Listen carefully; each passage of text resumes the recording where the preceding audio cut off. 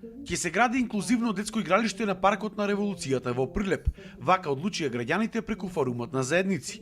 Како да биде искористена донацијата од околу $60,000 од швајцарската влада, Министерството за локална самоуправа и UNDP. Со 20% во овој проект учествува и општина Прилеп.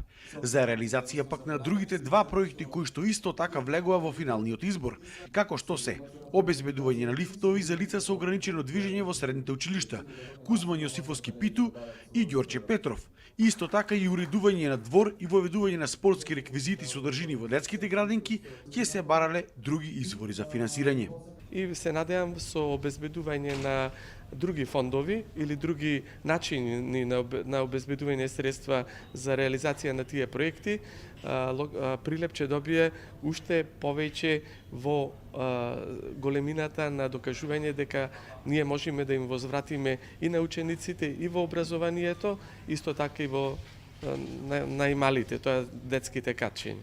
Во оваа фаза само 10 општини се вклучени, од кои општината Прилеп е една од нив, другите општини ќе аплицираат во понатамошниот период, така да и тоа е уште еден показател дека општината сериозно се погрижи за да аплицира и да ги добие овие средства. Како што спомна, не се големи средства можеби, но се од големо значење, особено за овие проекти кои што се од една обштествена за обштествено добро на сите граѓани. И доброто споредување на форумите и на проектот ќе представува само една дополнителна можност и другите донатори да се приклучат и овие два проекти кои што не добија доволно бодови денес да најдат некое место во некоја друга програма каде што ќе може да се спроведат.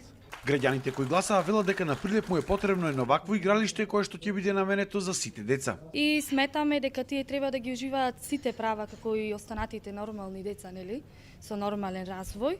И затоа едногласно, без двоумење, се одлучивме за паркот под мотото "Сите сме еднакви". Според претседателот на Советот на општина Прилеп, оваа практика граѓаните да учествуваат во одлучувањето како да се трошат народните пари ќе продолжила и понатаму. Го почнавме овој процес уште во декември, кога беше изработката на буџетот на општина Прилеп. Тогаш го баравме, имаше два отворени викенди во кои што граѓаните присуствуваа, односно учествуваа со нивни предлози како треба средствата од буџетот за 2023 година да бидат потрошени и дел од тие проекти кои што граѓаните ги дадоа веќе за да учествува, односно си фатија приклучок во општинскиот буџет.